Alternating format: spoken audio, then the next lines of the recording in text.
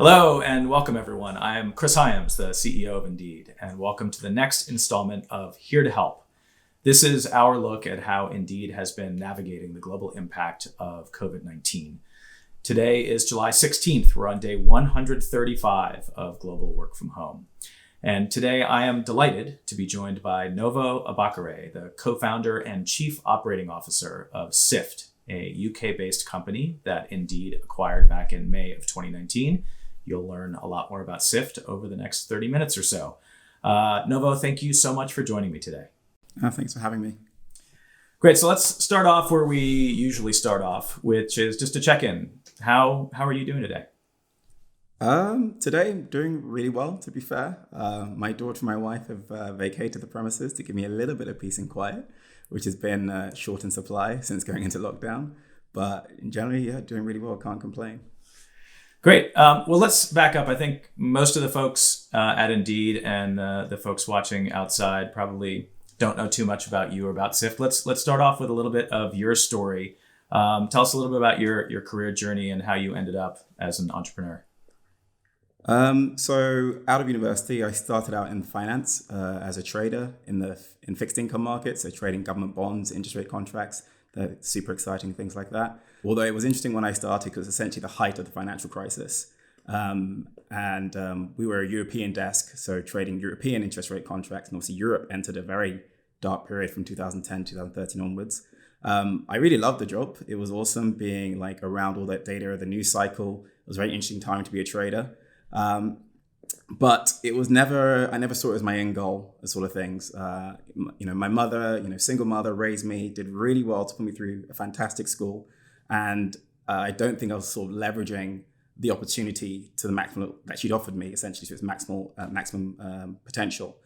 So I'd always been looking to do something a bit more entrepreneurial. I didn't know what exactly, just something that made a bit more of an impact. So I tried, other ideas in the past in property around sort of empty homes in the UK and things like that. And whilst some of those companies are still running, they never really took off and never really had the impact that I hoped they would have. When the idea of Syft came around, it really appealed to me because, rightly or wrongly, people hold their self-worth towards their career or their job. And therefore, there was an opportunity with Syft to really make a larger impact there. Because essentially, not to steal Indeed's slogan, which we've clearly done and done in our colors as well, we help people get jobs. And so that sort of lent me towards joining Jack, who was our CEO, to do Syft. Yeah, so that's an interesting thing is, a lot of companies, there's this sort of, myth of the sole founder who is the one person who sort of is responsible for everything. But there's a handful of great companies, and Indeed is one of them. We had two co-founders, Paul and Ronnie, and the two of you, you and Jack, started this company together. So maybe talk a little bit about how you met Jack and where the idea for Syft came from. So Jack and I were friends long before Syft even existed. We actually lived together for a year, which was a really fun year for both of us. So working together sort of came a bit natural to us. If you can live with someone, you generally can work with them. You understand each other's boundaries to an extent. And I think, we have quite complementary skill sets. So together we make probably one decent sole founder. The idea, as much as I'd love to claim it's mine, stemmed from Jack. I think, whilst his experience as a temporary worker himself in hospitality was 10 years removed from when he actually had the idea. I think he connected the dots in a really good way where he saw everyday services were being changed with technology, whether it be, the cliches of Airbnb and Uber.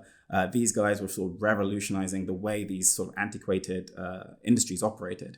And he connected that sort of movement with his experience as a temporary worker himself, whereby in university, he needed access to money quickly. So he worked as a temporary worker to try and bolster his funds. But his relationship with his agency wasn't great. Because they knew he had a car, they would always only give him jobs which were far away, even though there were jobs closer to him. Because he had a car, it meant that they could go service that client with him. And he'd often drive past much closer available opportunities just because the agency wouldn't give him anything else. And, that sort of experience always bothered him a little bit. And I guess that's what, once he connected the way things were moving in the modern world, he connected that experience and realized there's a huge opportunity here to improve fundamental service through technology. Let's talk a little bit about Syft. So you've kind of explained a little bit about kind of where the idea came from and the basic problem space, but what is Syft? What do you guys do? In short, it's an online staffing platform that connects job seekers with clients for temporary work. We operate in the hospitality sector, facilities management, industrial, so warehouse operatives and delivery drivers and things like that. And we're primarily a mobile first product, although there is a desktop version for clients. In relation to a traditional agency, we do everything a traditional agency does, essentially, up until the point that the worker and the client are on the platform. So we have a sales team that engage with clients face-to-face or over Zoom in this day and age to get that client to come use our services. And we have an onboarding team that used to see all our workers face-to-face, make sure they're legitimate to work in the UK, interview them, sometimes train them, whatever it may be. So we did all the pieces that a traditional agency did. And yes, we leverage our technology and our data as much as possible to streamline those processes.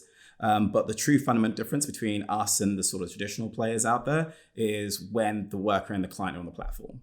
I mentioned earlier on that for Jack, he would get a call from the agency and they'd tell him where he can work. So they'd limit the marketplace for him. They wouldn't give him a transparent view. And then from the client perspective, they never knew who was available at any given time. They just got told who was turning up by the agency.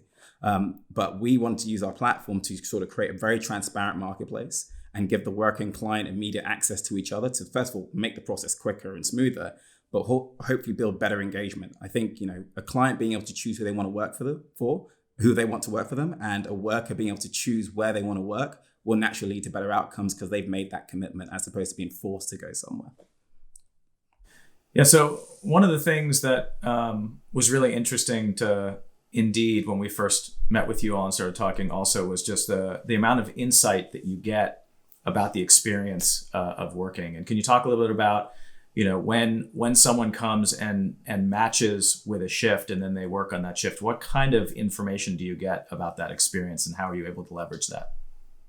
So, we get a lot of data on every engagement that a worker does. So obviously we know how far workers are willing to travel for a job.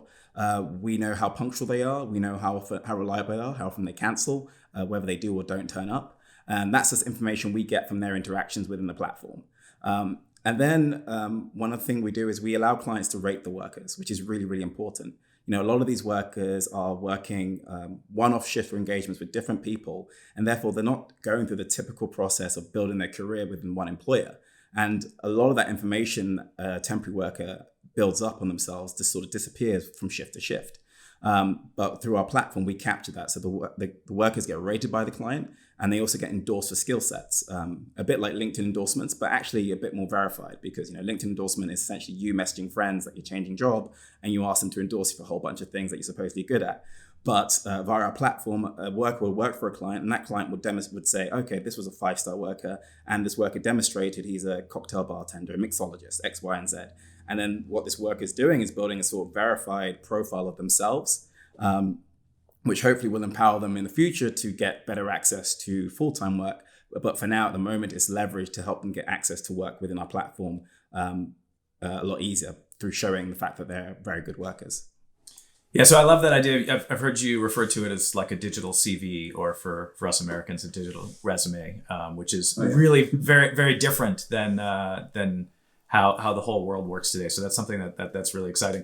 I'd love to hear you talk a little bit about, just the getting the business off the ground is such a monumental effort, especially given how many players there are in the employment space today. Can you talk a little bit about some of the challenges that you face and some of the lessons that you and Jack learned along the way? Yeah, the process for me and Jack was just to be very, very methodical. We wrote a ridiculously large business plan just showing every single step of the way that we were going to take to try and achieve our end goal. And whilst we've deviated from that plan here and there at times, we've very much followed that path, which has sort of helped guide us a little bit. One thing that we learned that we have to be is be very adaptable. Listen to the marketplace. We didn't approach it as, we're these two young founders who come disrupt the world with technology and completely revolutionize hospitality. We actually listened to the marketplace effectively to understand what they wanted. Fundamentally, whilst we're a tech company, our clients don't want technology. Our clients want a reliable worker. So our focus has always been around making sure that the workers we recruit and vet are of a high quality, and the platform ensures that. So through ratings and skill sets, we hopefully encourage the workers to be better when they're on the job. Through giving the worker control and choice, we encourage them to be more reliable, as opposed to trying to control how supply and demand match with each other. We only learned that through listening to the market. Other things that we did is we always made sure that we hired people who complemented our skill sets. A bit like me and Jack, how he's very commercial, I'm very operational, and we complement each other really well. We made sure that we hired people who made up for our deficiencies in knowledge. So neither I or Jack are tech founders. We didn't have a tech founder. So with the little money we raised in the beginning, it all went on technology. We hired a whole bunch of super expensive contractors who charged ridiculous fees. But we did that to ensure that shortfall in knowledge that we had was filled by those developers. And when we went to new sectors, we always made sure we hired experts in that sector to try and marry their knowledge of the traditional way it operates with our technology, to make sure we weren't building something that we thought was right, but we were building something that the market actually needed. So we've always been trying to be adaptable in our way of approaching things and being very humble in how we approach any problem that we faced. I think one thing that we were particularly good at, but we've improved upon actually, is we were never afraid to fail. So we've taken huge risks sometimes with like our limited resources to build a certain feature, to go off path with a certain client, wherever it may be.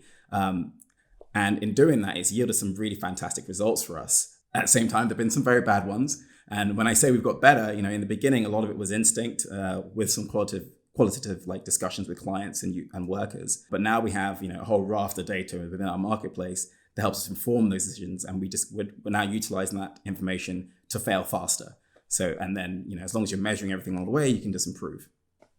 What changed for you all going from being your own business, doing things on your own, to when you got acquired by Indeed and obviously had to learn how to suddenly be part of this 10,000 person company, but still operating off to the side? What changed for you guys and how did you adapt to that?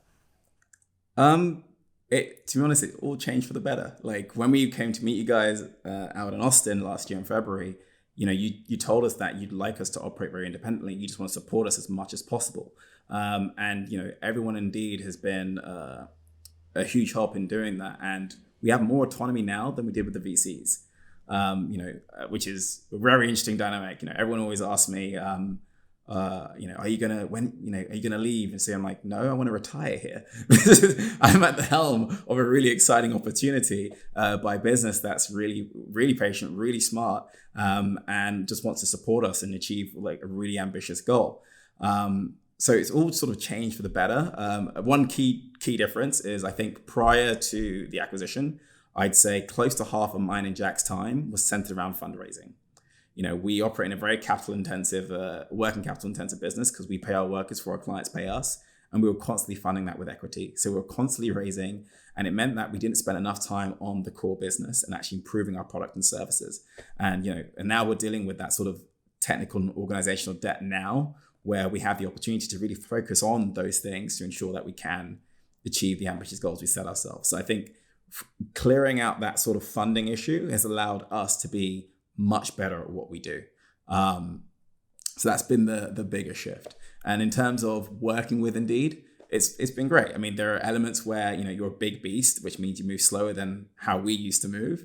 But at the same time, despite how big you are, you're a very nimble business.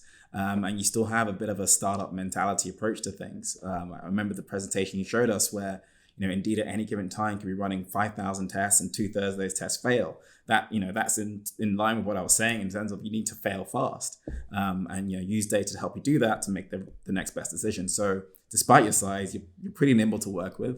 So yeah, it's been great. The general sector that you're focused on, part-time work, is an incredibly integral part of the overall employment industry, especially, but at the beginning of 2020, it's about 25% of workers in the UK, about 23% in the US. Can you talk a little bit more about the role that flexible staffing plays in areas that prior to COVID-19 were showing the greatest areas of demand for Syft? I'm actually going to go off and talk about another offering of our product because I think that better highlights the dynamic we've seen. So in the UK, there are things called zero-hour contracts, and these are contracts between an employer and a worker where neither are committed to working certain hours or offering a certain level of work. And in the UK, these have been surging at a ridiculous rate to the point that I think over 1 million people are expected to be on these contracts by the end of this year. And what this essentially showed is that clients are trying to build up a flexible workforce themselves and manage that more effectively. And we were seeing that more and more often. And I say it internally quite a bit, is that our biggest competitor isn't another app. It isn't another traditional agency. Our biggest competitor is our own client and their ability to manage their own flexible workforce better. You know, in the past, it was phone calls, but now it's WhatsApp and Facebook groups, and they're getting better and better at being able to communicate to a lot of people at the same time. So whilst it was on our roadmap, it was a lot further down our roadmap to actually build a workforce management system off the current tool that we had built for Syft. But as we got deeper and into our clients and understood, you know, where their pain points were, we realized that we're better off becoming a part of that journey of them being able to manage their workforce more effectively because they were trying to be more flexible with their approach to labor, rather than sort of closing our eyes to what would be an impending problem. So we took our Syft platform and repurposed it so our clients can utilize it for themselves. This is one of the big risks that we took earlier on because this is in 2017 we started developing this, and it wasn't supposed to happen until probably next year. and essentially we started sort of showing clients the possibility that if they can manage their own workforce, the benefit for the client would be they could maintain a flexible labor force via this one platform. And whenever they needed to sort of add agency dependency onto that, it would be connected directly to our platform, whether that goes to us or to one of our third-party partners. And this Syft tool that we built, essentially, it's driven our growth over the last year and a bit, and it's become a fundamental part of our vision for the future of, you know, connecting our marketplace to all of our clients' internal workforce, and hopefully beyond that to the Indeed ecosystem. All right, we have a little background on you, a little background on the business. Then March rolls around and the COVID-19 starts spreading globally and starts hitting a number of different sectors. In your case, the sort of right at the heart of where your business was. So can you talk a little bit about the impact on the sectors that you were working closely with and the impact on your customers and the workers? So when COVID-19 came around, we operated in 3 sectors. Hospitality, facilities management, which is mainly cleaners and stewards, and industrial. So that's like warehouse operatives, delivery drivers and things like that. At the time, hospitality was 90% of our business. 90% of our revenue came from hospitality. It's where we started. It's where we built our brand and all our success. So when COVID-19 hit, as you can imagine, lockdown ensued and everything shut down. So we lost 90% of revenue essentially overnight. The key places where we're placing workers are offices, venues, hotels, sporting events. So basically anywhere there's a mass gathering, which is a big no-no. So we saw that impact of COVID-19 firsthand on our platform.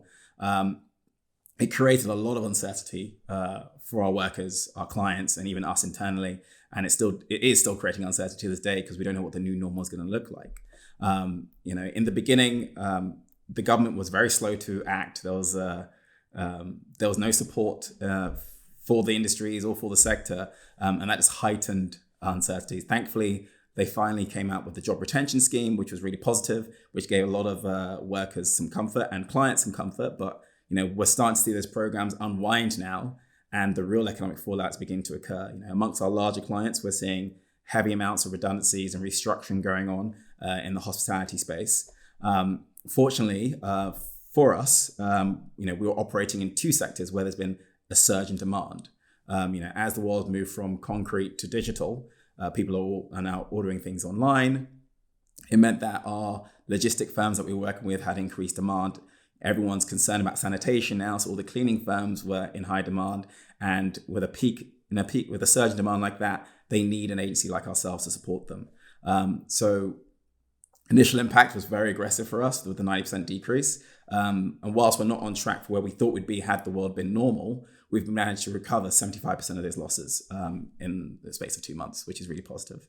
So that's the clients and the workers. You call them the sifters. How about the employees of Syft that are the ones that are building and supporting the service? What was the impact there? So much like our clients and workers, we were all very fearful. We kept seeing these huge rafts of cancellations coming through for events in the summer, in the winter. And generally speaking, within the company, there was a large amount of uncertainty. Thankfully, yourself, Takashi, and Dave gave us a lot of support during that period, which allowed me and Jack to deliver a message to the business that, everything for now is secure and safe. We have the backing of Indeed. It gave, and allowed everyone to sort of get rid of the uncertainties in their mind and actually focus on what was the new opportunity in front of us. Generally speaking, downturns are huge opportunities for businesses to thrive. Whether it is, really honing your product and your service so that when things return to normal, you're just much better than where you were. And we did that, but we also chased new opportunities. We also developed ourselves internally. We built out an internal learning platform. We offered lots of training sessions. Everyone in the business was delivering webinars about their specific role or specific skill set they had. And we just used the opportunity to not focus the uncertainty of the world, but to address the avenues in front of us, upskill ourselves and upskill the product so that when things do return to whatever the new normal is, we're better placed than we were before going into lockdown. And once you disperse all that and create these new focuses and rally behind the mission of helping people get jobs, we were able to achieve quite a few fantastic things during the past 3 months. So what are some of the changes that you had to make about just how you operate as a business, both with your employees and then with onboarding new workers and things like that? For employees, first and foremost, we wanted to make sure that, everyone was sort of like in a good mental space. In working from home, it was a big shift in dynamics for a lot of people. A lot of people don't have the right environment to work. I'm one of them, oddly enough. Like behind me, you can see my daughter's play area. Her office is my office. So we first of all focused on ensuring people could work from home, whether it be with equipment and things like that.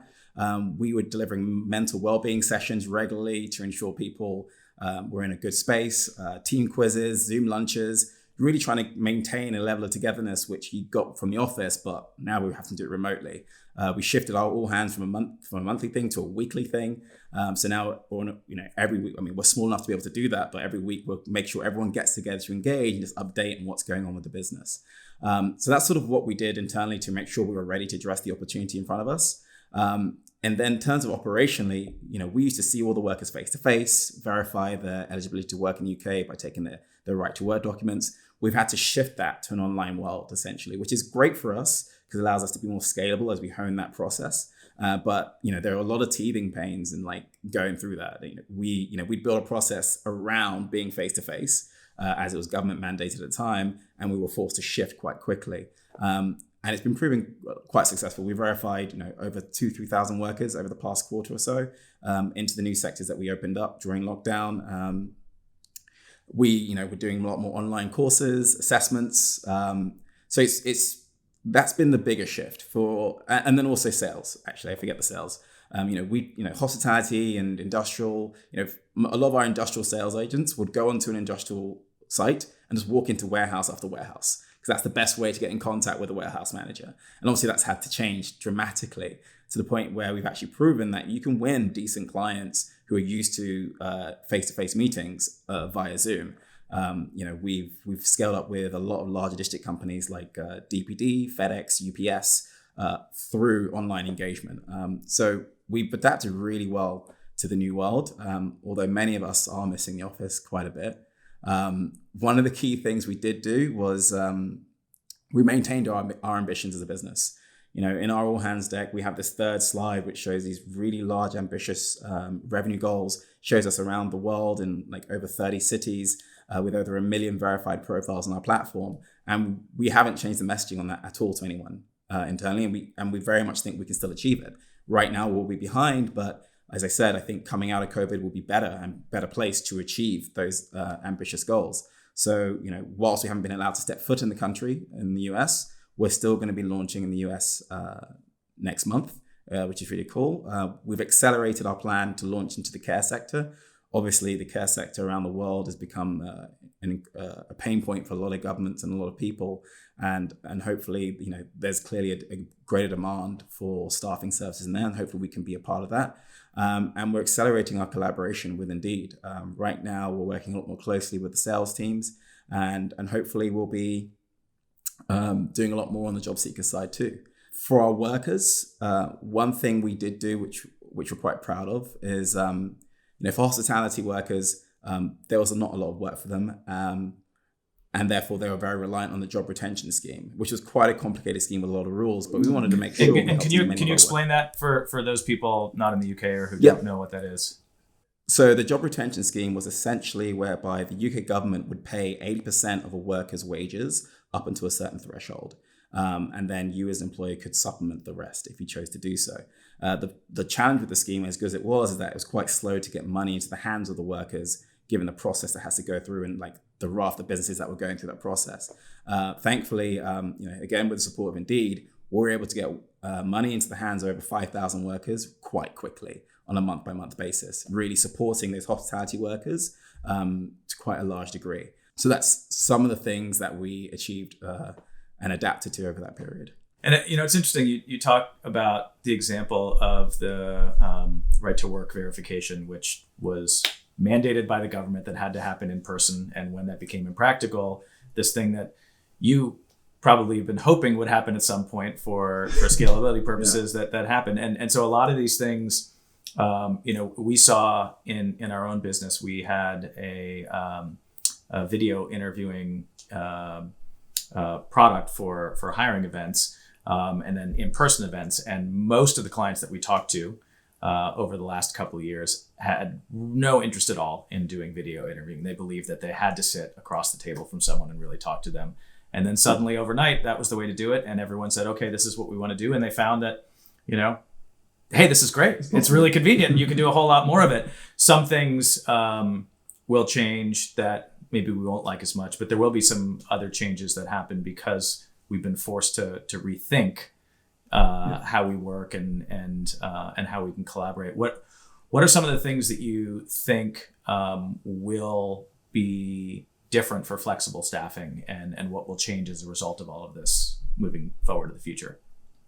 Obviously, the level of uncertainty that businesses are experiencing right now will mean that the economic uncertainty will drive a lot of their behaviors as a business. And I think the increase in flexible staffing that businesses have demanded will only accelerate further. Thankfully, this plays a little bit into our hands. You marry that with the adoption of technology in recruitment a lot more, and I feel we're a lot better placed to hopefully support businesses and flexible staffing as a whole as we come out of this. When we first met Deco last year, he showed us this Amazon Dash button, which with an Indeed Amazon Dash button, you click a button, you get a job. And we saw that button, we're like, that's what we do to a large extent. It's probably 3 clicks, but we're getting there. And I think, with the increased flexible staffing, more and more workers are going to fall into this category of trying to get flexible work. And I think we can do a greater job of supporting workers by making that button come true, essentially, by making it easier to get access to work. We have, core values of sort of, making the engagement of temporary work completely frictionless through leveraging technology and data. But more importantly, we want to democratize access to work. And, I touched upon the verified digital CV earlier on, or resume, about how we pick up all these data points in a worker, their reliability, their punctuality, their skill set level, how hard they work on a shift based on the ratings through different employers. And hopefully, for all these workers who fall into this flexible staffing category, we're going to help them build up a profile of themselves, which is a better representation of how good they are, making access to work more seamless for them and easier. We don't think you can ever remove the interview process, click the button and you go get a full-time job. But we do feel like with the verified profile, it's a much fairer system to essentially get access to work. And at the same time, it can improve the interview process. A lot of interview processes are essentially a third of it is time spent on trying to verify the legitimacy of what a worker said they can do. If we can eliminate that portion of the interview, not only can we make the interview shorter, but we can actually make them focus more on the elements of, is this the right fit for you? Are you right for us? Are we right for you? And focus on that content of engagement during the job seeker process, as opposed to when you worked here, you said you did this and this. Can you give us an example of X, Y, and Z? So we feel like, through the verified digital CV, we can empower a lot of these flexible workers essentially to get access to work easier. We can democratize their access to it because it's more about how good they are as a worker as opposed to how well they can sell themselves in a 45-minute interview. And just think post-COVID, the vision that we thought was going to happen is just going to be accelerated towards that. One of the phrases that we've heard over and over again over the last several months is this idea of an essential worker. And what do you think that actually means, and how is that defined as a result of this crisis? I don't know if the meaning of the word essential worker is changed. I just think more than anything, we often overlooked just how essential these workers were to our lives, and that's reflected in how they're paid. They're left by the whims of the labor and supply demand economics of things. But I think, what this crisis has shown is how important these services and these workers are to our overall economy, and how they keep the wheels turning in the background that we all take for granted. My hope is that through that realization that, government policy will reflect that and these workers will be treated as such. So the huge surge in zero-hour workers and flexible staffing will start to see more protections than what we've seen over the last few years for the gig economy, where those protections are being stripped away, essentially. We're seeing in the healthcare sector already in France, they've given £2,000 per annum increases to all their workers. Hopefully that will filter through to what the other sectors that have been deemed essential, whether it be those working on the farm to giving us our produce, whether that be those working in the warehouses of Amazon and the supermarkets that we get all our food from.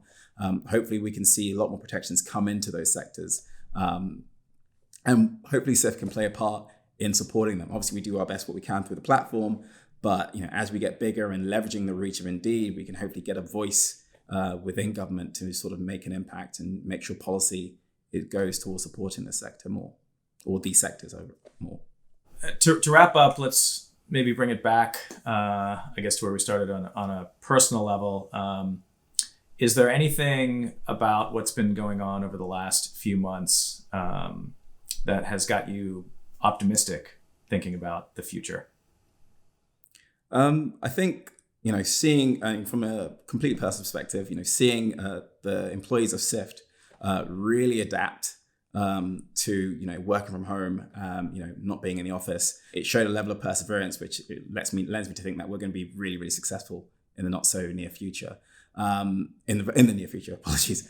And then from my self perspective, whilst I enjoy going to the office and I love going to the job, I've been very fortunate to be able to spend a lot of time with my newborn essentially and see her develop in front of my eyes, as opposed to coming home and being told, oh, she did this.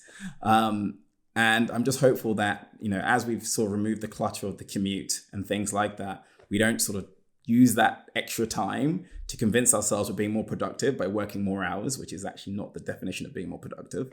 And we actually use that time to focus on spending more time on ourselves or the people we care about. I'm hopeful that maybe we can, in the same way we've recognized essential workers are actually very important for our economy, we'll be able to realize what's actually more important for ourselves. Whilst, I think jobs are core fundamental of what we do, we can sometimes let those things let the career distract on the really important things like family, friends, your health. I'm sort of optimistic that the world's eyes have been opened up to that sort of reality. Thank you so much for joining me today, and it's been a real privilege to get to watch you and Jack and the whole Syft team really adapt to this incredibly rapid change in what's going on in the world around us, but do it from a perspective of your mission first, and the incredible work that you all have done to help through this time, to help people get jobs and to work and to support themselves and to help their communities. So thank you for everything you do, and thanks for joining me today. Well, thank you. Couldn't have done it without Indeed, that's for sure.